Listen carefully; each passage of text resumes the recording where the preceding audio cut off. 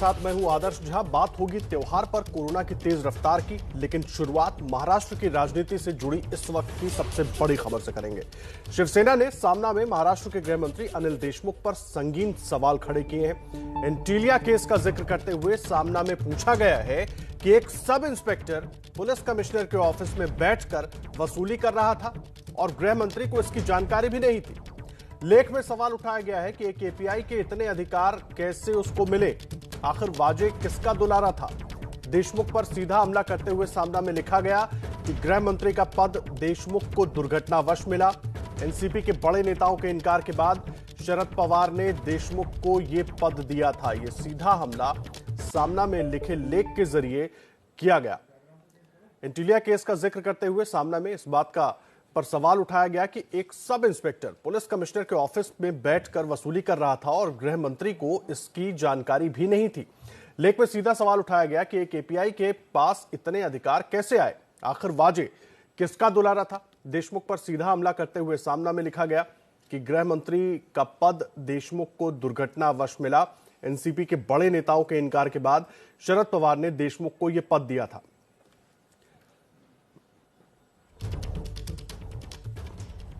और देखिए क्या कुछ सवाल सामना में उठाए गए हैं वो हम आपको बता रहे हैं, और बहुत अहम सवाल उठाए गए हैं। और सामने में संजय राउत ने जो लेख लिखा है उसमें उन्होंने ये तमाम सवाल खड़े किए हैं कि आखिर एक एपीआई को इतने अधिकार किसने दिया। उन्होंने लिखा है कि जांच हो कि एक एपीआई सचिन वाजे को इतने अधिकार किसने दिए, कैसे एक एपीआई के पास इतने अधिकार आ गए। वाजे पुलिस आयुक्त, गृह मंत्री, मंत्रिमंडल के प्रमुखों का दुलारा कैसे बन गया, ये तमाम अधिकार उसको किसने दिए, कैसे वो सबका दुलारा बन गया। सचिन वाजे कमिश्नर ऑफिस में बैठकर वसूली कर रहा था और गृह मंत्री को इसके बारे में जानकारी ना हो, ये कैसे हो सकता है। सचिन वाजे पर पूर्व पुलिस कमिश्नर ने 100 करोड़ की वसूली का आरोप लगाया।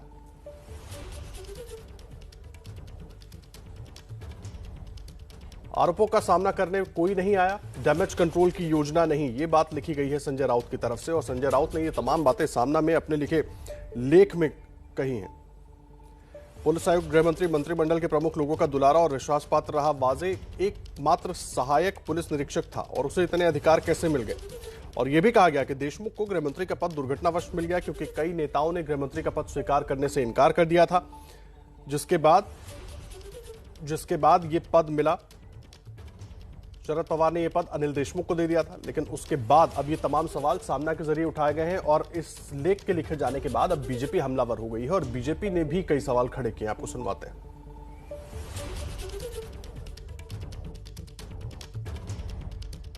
सचिन वाजे गेट में शिवसेना सामना की नौटंकी देखो। कहते सचिन वाजे ये वसूली गृह मंत्री, पुलिस कमिश्नर, अनेक मंत्रियों के लिए करता था। सरकार बदनाम हो चुकी है। मैं सामना और संजय राउत को सवाल करना चाहता हूं, उन्हें याद है ना सचिन वाजे की गैर कानूनी पुनर्नियुक्ति मुख्यमंत्री उद्धव ठाकरे जी ने करवाई थी। आज के सामना अखबार में जिसकी संपादिका स्वयं मुख्यमंत्री जी की अर्धांगिनी रश्मि ठाकरे जी है, वे स्वीकार कर रहे हैं कि वाजे मामले में वसूली सरकार की इज्जत की धज्जियां उड़ चुकी है। उस मामले में उनके बचाव में कोई भी मंत्री सामने नहीं आया। यह कहकर वसूली सरकार के तीनों दलों में आपसी मनमुटाव और संघर्ष वे स्वीकार करते हैं। साथ साथ में उन्होंने गृह मंत्री अनिल देशमुख जी के ईमानदारी पर सवाल भी उठाए हैं। अब एक और गृह मंत्री के ईमानदारी पर सवाल उठाने वाली शिवसेना, स्वयं मुख्यमंत्री जी का अधिकार है उनका इस्तीफा लेने का। क्यों नहीं लेते मुख्यमंत्री उनका इस्तीफा? क्या देशमुख जी ने मुंह खोल दिया तो कहीं मुंह दिखाने के लायक नहीं रहेंगे? यह वसूली सरकार का डर है। कौन सा डर है? देखिए, एंटीलिया मामले के बाद कई सारी बातें निकल कर आना शुरू हुई। सचिन वाजे को जब एनआईए ने गिरफ्तार किया उसके बाद कई सारे सवाल खड़े हुए और इस लेख को लेकर राजनीति और तेज होने की उम्मीद भी है, क्योंकि पहले ही इस पूरे मामले में राजनीति बहुत जोर शोर से हो रही है। हमारे दो सहयोगी रौनक कुकड़े और सूरज ओझा इस वक्त मुंबई से हमारे साथ जुड़ गए। रौनक, सबसे पहले मैं समझना चाहूंगा, ये रोक ठोक में संजय राउत ने जो कुछ लिखा है, ये क्या मैसेज देने की कोशिश कर रहे हैं और किसको देने की कोशिश कर रहे हैं? क्या अंदर खाने महाविकास अघाड़ी में कुछ चल रहा है क्या?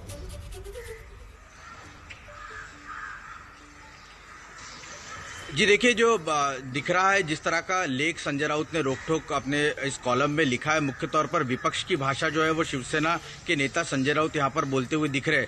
सीधा हमला अनिल देशमुख पर बोलने का मतलब साफ है कि क्या शिवसेना अनिल देशमुख को गृह मंत्री पद से हटाना चाहती है, और ऐसे वक्त में उन पर कोई इंटरनल महाविकास आघाड़ी में, क्योंकि ये 3 पार्टी की सरकार है, ऐसे में कोई अलग से दबाव होने की वजह से ये कार्रवाई मुख्यमंत्री नहीं कर पा रहे, और इसलिए क्या इस तरह का लेख जो है वो सामना में अपने रोक-टोक कॉलम में संजय राउत को लिखना पड़ रहा है। इस तरह के कई सवाल जो है वो खड़े होते दिख रहे हैं। दूसरा यहाँ पर आदर्श देखने वाली महत्वपूर्ण बात यह है कि सीधा अनिल देशमुख पर हमला बोलते हुए साफ तौर पर एक बड़ा खुलासा यहाँ पर संजय राउत ने करा है। वो ये है कि जिस वक्त महाविकास आघाड़ी के गठन हुआ और पोर्टफोलियो का डिस्ट्रीब्यूशन उद्धव ठाकरे ने किया, उस वक्त अनिल देशमुख को गृह मंत्री पद शरद पवार देने के मूड में नहीं थे, जयंत पाटिल और दिलीप वैसे पाटिल को देने के मूड में थे, लेकिन उन लोगों ने पद स्वीकारने से मना किया, इसलिए दुर्घटनावश उन्हें पद दिया गया। इस पर यह बड़ा सवाल गृह मंत्री अनिल देशमुख पर यहाँ पर बिल्कुल बड़ा सवाल उन्होंने उठाया। रौनक आप रहे हमारे साथ, सूरज भी जुड़े। सूरज, इसमें एक और सवाल उठाया गया है कि आखिर कैसे पुलिस कमिश्नर दफ्तर में बैठ के एक एपीआई को इतने सारे अधिकार मिल गए, कैसे वो सभी अधिकारियों का दुलारा बन गया और कैसे तमाम इस पूरी घटना को अंजाम दे दिया?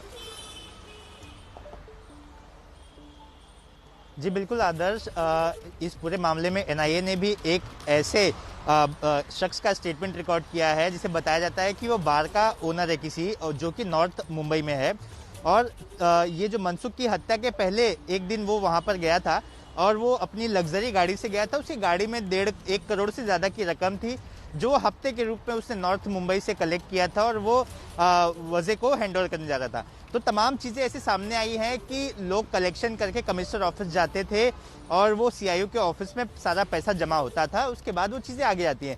हालांकि ये सारी बातें अभी जांच का विषय है, लोगों के स्टेटमेंट सामने आए, लेकिन अभी कोरोबोरेटिव एविडेंस इनको जमा करना है, सारी चीज़ों को इनको एक लाइन में लगाना है कि कैसे ये पूरा सिंडिकेट चलता था।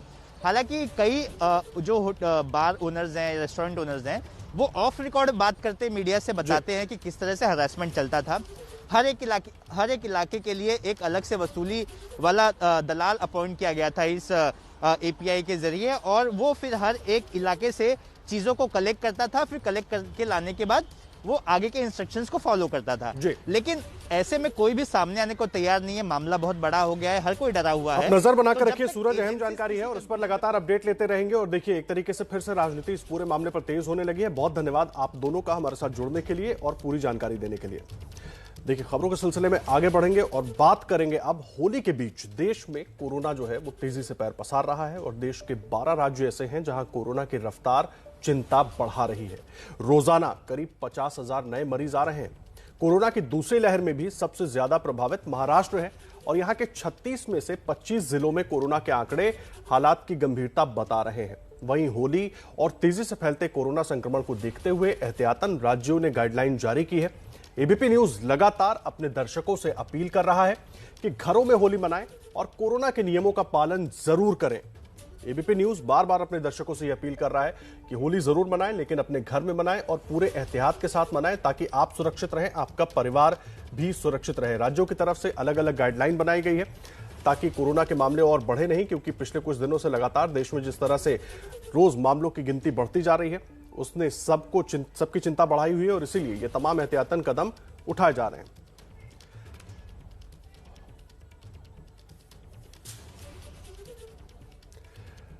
और देखिए, होली का त्योहार है, होली तो हम सब मना रहे हैं, लेकिन होली के साथ साथ कोरोना भी चिंता बढ़ा रहा है। ऐसे में होली का त्योहार कैसे मनाएं और कैसे सुरक्षित तरीके से होली मनाएं, क्या कुछ एहतियात बरतना चाहिए, इस पर बात करने के लिए हमारे साथ इस वक्त 3 खास मेहमान जुड़ गए हैं।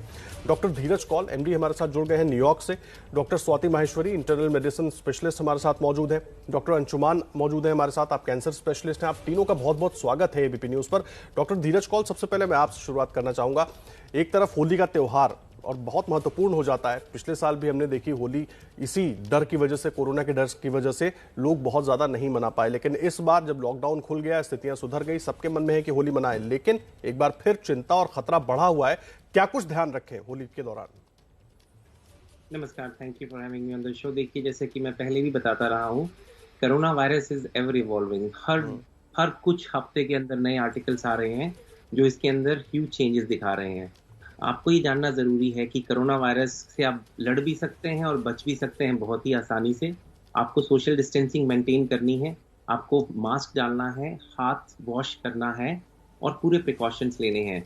इट डजंट मैटर कि एनवायरनमेंट क्या है, कौन सा फेस्टिवल आ रहा है, ये बेसिक है। क्योंकि अगर आप जीवित हैं तो आप फेस्टिवल बना सकते हैं, इलेक्शंस में पार्ट जा सकते हैं, रैलीज में जा सकते हैं, लेकिन आपकी हेल्थ की जिम्मेदारी पूरी तरीके से आपके ऊपर है। पहला पॉइंट तो ये है।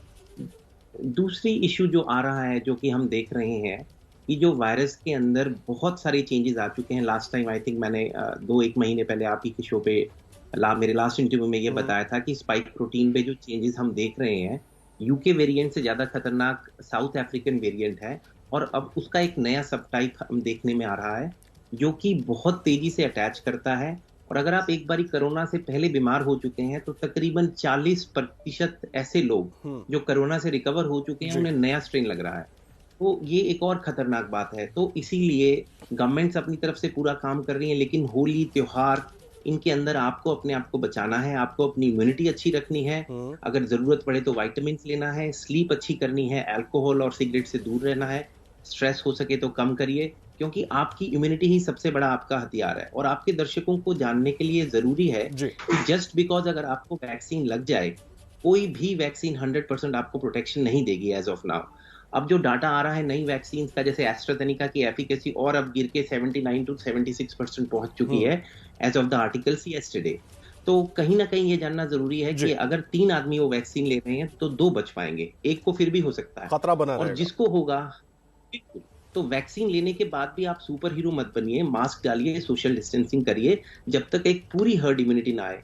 देखिए, हमें 2 से 3 साल तक इस कोरोना के अकॉर्डिंगली जीना पड़ेगा। ये कोई स्प्रिंट बिल्कुल नहीं आप है। ठीक कह रहे हैं डॉक्टर साहब, इसीलिए चिंता बढ़ी हुई है क्योंकि होली का त्योहार है और होली लगातार लोग कोशिश करते हैं कि मनाएं, और होली का त्योहार ऐसा है कि जिसमें लोग जुटते हैं, कई सारे लोग एक साथ जुटते हैं, इसलिए थोड़ा जो टेंशन है ना वो बढ़ी हुई है। इसीलिए जो तमाम सरकारें हैं, राज्य सरकारें, उन्होंने गाइडलाइंस जारी की हुई हैं कि होली लोग घरों में ही मनाएं और कोशिश करें कि तमाम जो सोशल डिस्टेंसिंग के नियम हैं उनका पालन करें। डॉक्टर स्वाति महेश्वरी, मैं आपके पास आ रहा हूँ।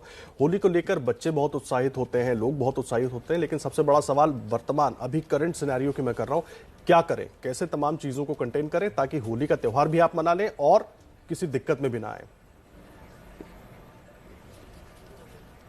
देखिए, जैसे डॉक्टर कौल ने भी अभी बोला कि बहुत ज़रूरी है कि हम अपनी इम्यूनिटी पर विश्वास करें, अपनी इम्यूनिटी को स्ट्रॉन्ग करें। और देखिए, एक बहुत अच्छा डेटा जो अभी सामने आया है वो ये कहता है कि 90% लोगों को ये मालूम है कि मास्क लगाना ज़रूरी है, फिर भी केवल 44% लोग ऐसे हैं जो मास्क लगा रहे हैं।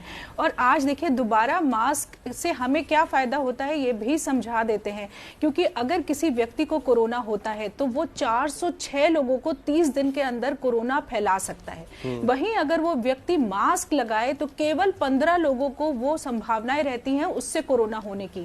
और अगर हम सोशल डिस्टेंसिंग भी कर लें मास्क के साथ तो केवल 2 लोगों को उससे कोरोना होने की संभावना है। तो हम ये समझ सकते हैं कि ये जो प्रोटोकॉल है, कोविड प्रोटोकॉल है, ये कहां 406 लोग और कहां 2 लोग, तो कितनी तेजी से हम कोरोना संक्रमण को रोक सकते हैं। अगर हम मास्क और सोशल डिस्टेंसिंग करें तो 70% आज जो हमारे मामले आ रहे हैं उन पर हम कंट्रोल लगा सकते हैं। और पिछले साल का भी देखिए एक्सपीरियंस सबके सामने है कि पिछले साल जब वैक्सीन नहीं थी तब भी हम लोगों ने कोविड प्रोटोकॉल के द्वारा ही संक्रमण को भारत में रोका है, और आज भी हमारे पास वही तरीके हैं।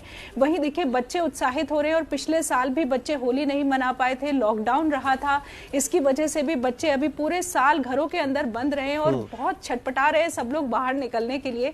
लेकिन ये समझिए कि पिछले साल से भी ज्यादा तेज है इस वक्त कोरोना की मार, घातक ज्यादा है, फैल ज्यादा रहा है, पॉजिटिविटी रेट ज्यादा है। तो हम देख रहे हैं कि और नए नए सिम्टम्स भी सामने आ रहे हैं। ऐसी स्थिति में आज भी पेरेंट्स को अपने बच्चों को समझाना चाहिए कि आप घर के अंदर ही होली खेलें, बाहर के बच्चों के साथ नहीं खेलें।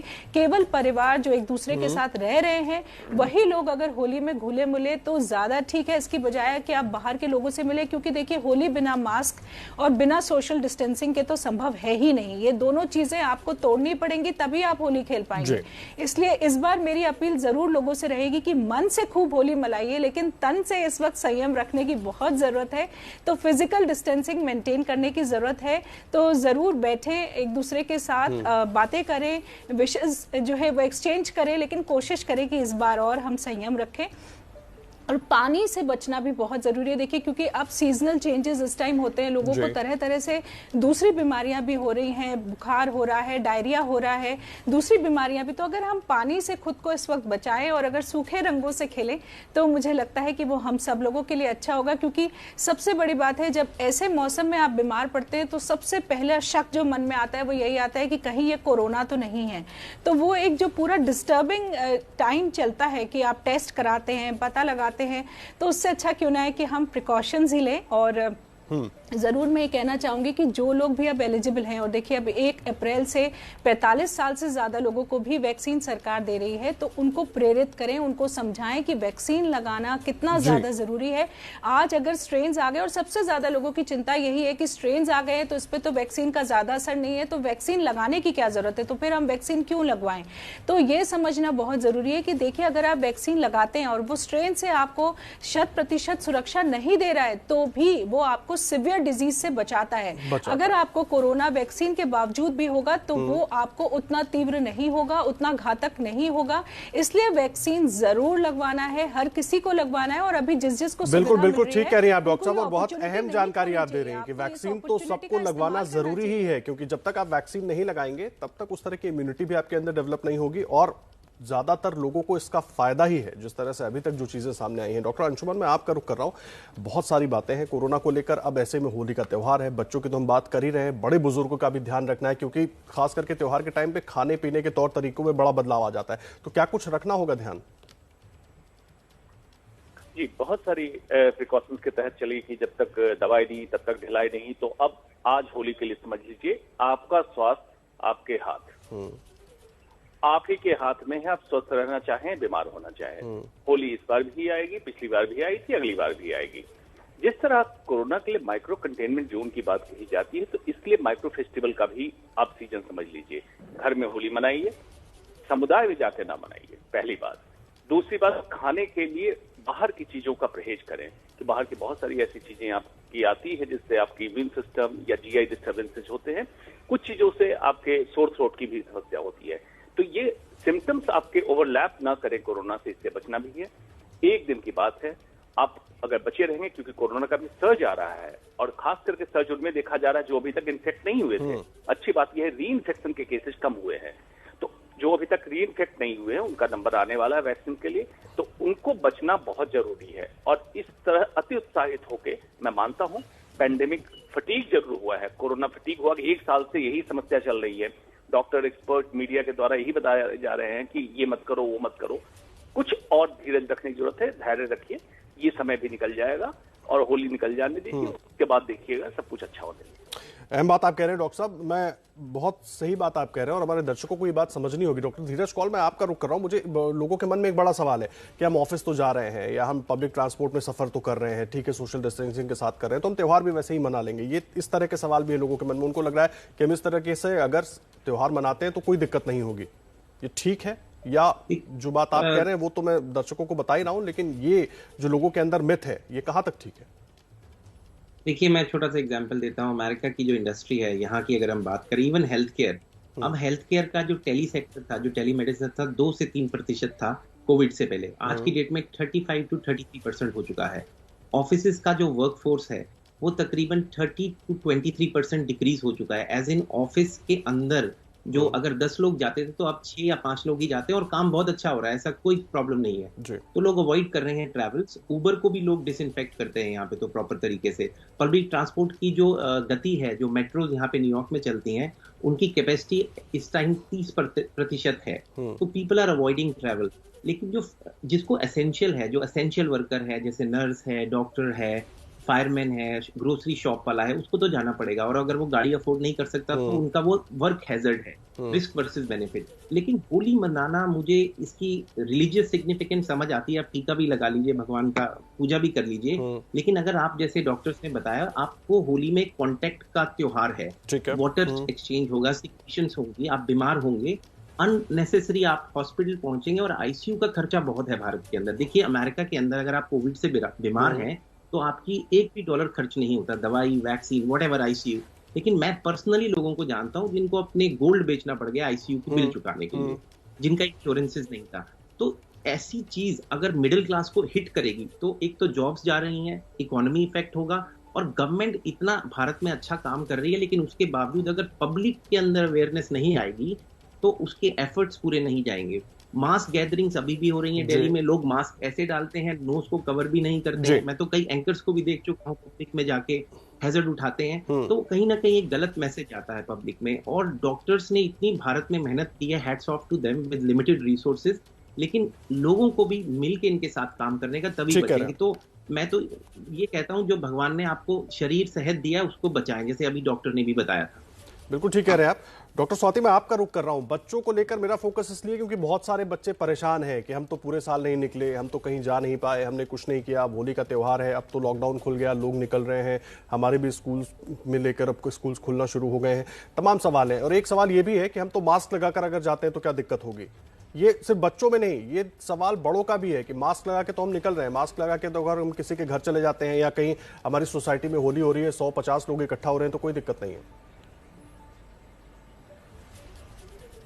देखिए, ये बात तो स्पष्ट है कि जब भी क्राउडेड जगह होगी और खास तौर से ऐसी जगह होगी जहां वेंटिलेशन अच्छा नहीं होगा तो कोरोना बहुत तेजी से फैलता है। और वहीं हमने सुपर स्प्रेडर्स की थ्योरी भी पढ़ी है कि जब जब भी क्लोज्ड स्पेसेस में एक जने को कोरोना है तो वो लगभग काफी ज्यादा लोगों को कोरोना कर देता है। ये जरूर बात है कि हम थक गए हैं, निरस्ता मन में आ रही है, पूरे 1 साल से ज्यादा हो चुका है, हम यही कोविड प्रोटोकॉल्स फॉलो कर रहे हैं और हमारा जो नॉर्मल जीवन था वो बहुत ज्यादा प्रभावित हो चुका है। अब हम उस नॉर्मल जीवन में वापस नहीं जा पा रहे हैं। लेकिन वहीं मुझे ऐसा लगता है कि सबसे अच्छी समझदारी अगर कोई दिखाते हैं तो वो बच्चे ही दिखाते हैं। बच्चे ही ऐसे हैं जिनको आप जब सिखाते हैं तो सबसे जल्दी सीखते हैं। कि बात है कि बड़े लोग इतनी जल्दी नहीं सीखते हैं, मेरी धारणा है कि बच्चे जल्दी सीखते हैं। देखिए, आप अगर एनवायरमेंट की बात करें, जब पटाखों की बात थी कि पटाखे नहीं चलाने चाहिए, उससे हमारा प्रदूषण होता है, तो आज बच्चे ही अपने माँ बाप को बोलते हैं कि हमें पटाखे नहीं खरीदने, इससे प्रदूषण होगा। तो मुझे ऐसा लगता है कि बस हमें बच्चों को समझाने की जरूरत है। अगर हम बैठ के उनको अच्छे से समझाएं कि थोड़ा और समय अभी कष्ट का है, जो कि निकलना जरूरी है और यही आपके लिए सुरक्षा का तरीका है जिससे आप सुरक्षित रह सकते हैं। और वहीं देखिए, बच्चों को हम इस इमोशनली भी ये समझा सकते हैं कि अगर बच्चे खुद को कंट्रोल करेंगे, अगर वो मास्क लगाएं, सोशल डिस्टेंसिंग लगे, तो वो संक्रमण घर में नहीं लेकर आएंगे। और घर में ग्रैंड पेरेंट्स होते हैं, ज्यादातर लोगों के बड़े बुजुर्ग होते हैं और उनको संक्रमण होने की संभावनाएं ज्यादा होती है। तो अगर हम बच्चों को ये बात भी समझाएं तो उन्हें जरूर समझ आएगा कि अगर वो अच्छा आचरण रखें, अगर वो इस वक्त हाइजीन का ध्यान रखें, मास्क का ध्यान रखें, तो वो अपने घर में कोरोना लेकर नहीं आएंगे। क्योंकि स्टडीज भी ये कहती है कि बच्चे शायद कोरोना से ज्यादा प्रभावित ना हो, पर वो ट्रांसमिशन उतना ही करते हैं जितना कि कोई बड़ा व्यक्ति करता है। इसलिए बच्चे भी एक पोटेंशियल हैं कोरोना फैलाने के। और इसीलिए आपने देखा भी कि स्कूल्स भारत में खुले, लेकिन हमें फिर दोबारा उन स्कूल्स को बंद करना पड़ा क्योंकि बच्चों में तेजी से कोरोना बढ़ा। तो आज भी, और अब देखिए नए स्ट्रेन्स हैं, वो नए स्ट्रेन्स कैसे फैल रहे हैं, किस वर्ग को ज्यादा प्रभावित कर रहे हैं, इसलिए खतरा बढ़ रहा है। डॉक्टर स्वाति, थोड़ा समय का मैं बीच में आपको रोक रहा हूं। समय में ये चीजें जी बिल्कुल। मैं डॉक्टर अंशुमान का रुख कर रहा हूं। डॉक्टर साहब, बड़ा अहम सवाल है, बच्चों की हमने बात कर ली, मैं बुजुर्गों की बात कर रहा हूं और साथ ही साथ बहुत थोड़ा समय हमारे पास, मैं उसमें ये जानना चाहूंगा कि इम्यूनिटी बढ़ाने के लिए त्योहार के वक्त में, क्योंकि अब खाना पीना पूरा हमारा चेंज हो गया, आप कुछ चीजों का जिक्र भी कर रहे थे, मैं चाहूंगा थोड़ा सा हमारे दर्शकों को बताएं कि इम्यूनिटी के लिए क्या कुछ और करें ऐसे टाइम पर। जी, सबसे अहम बात है, मेडिकल साइंस हमारा जानता है कि इम्यूनिटी अब बढ़ा नहीं सकते हैं और कोरोना से होने वाली मौत इम्यूनिटी बढ़ने के कारण नहीं हुआ, जिसको साइटोकाइन स्टॉर्म सिंड्रोम का है। मतलब इम्यूनिटी को आप सम अवस्था में रखिए, बराबर की अवस्था में, न बढ़ाना है न कम करना है। तो जो चीजें आप बाहर से लेके शरीर में टॉक्सिन की तरह देते हैं वो इम्यूनिटी आपकी कम करती है, जिसमें फास्ट फूड, पिज्जा, बर्गर और एडल्ट्रेटेड फूड या टॉक्सिक फूड, जिसमें मेवा के नाम पे, अब गुजिया के नाम पे बहुत सारी चीजें मार्केट में मिल रही हैं, इनको अवॉइड करें। मतलब इम्यूनिटी को डाउन न होने दें। आपके घर का खाना, शुद्ध भारतीय भोजन आपकी इम्यूनिटी को बरकरार रखने के लिए काफी कारगर है। उसी पे आप आश्रित रहें, उसी पे आधारित रहें, यही ये बहुत अहम जानकारी आप दे रहे हैं। घर का खाना सबसे बेस्ट है इम्यूनिटी को बनाए रखने के लिए, मजबूत बनाए रखने के लिए। आप सबका बहुत धन्यवाद इस चर्चा में हमारे साथ जुड़ने के लिए, क्योंकि होली का त्यौहार है और बहुत अहम हो जाता है लोगों के लिए समझना कि त्यौहार भी मनाएं और सुरक्षित भी रहें। ऐसे में आपसे भी गुजारिश है कि आप अपने घरों में ही रहें, घरों में ही होली मनाएं और कोशिश करें अपने परिवार के साथ मनाने की, और तमाम गाइडलाइंस का पालन जरूर करें ताकि आप भी सुरक्षित रहें। फिलहाल एक छोटे से ब्रेक के लिए रुकेंगे, खबरों का सिलसिला लगातार जारी है, आप बने रहिए। शुरू हो गया है बंदूक खेला। पहले चरण की आ गई बेला। बेला महका रे महका आधी रात को। तो होने वाला है उत्सव। मैच होगा ये पहला। कौन मारेगा नहले पे दहला? देखिए पोल खोल मेरे साथ। खबर दिन भर एसोसिएटेड बाय नोस्कास्ट। कोई भी दाग हो या अनइवन स्किन टोन, यूज नोस्कास्ट। जर्म्स को किल करने व इम्यूनिटी को बढ़ाने के लिए पतंजलि ने रिसर्च बेस्ड जर्मीएक्स बाथ सोप व सैनिटाइजर तैयार किया है, जो विदेशी प्रोडक्ट से कई गुना ज्यादा असरदार है।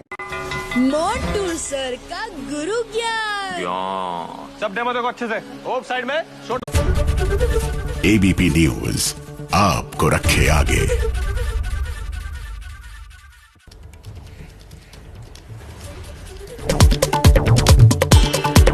जम्मू कश्मीर के शोपिया में आतंकियों से मुठभेड़ में एक जवान शहीद, 2 आतंकवादी ढेर, 2 से 3 आतंकी के छिपे होने की आशंका। सर्च ऑपरेशन अब भी जारी।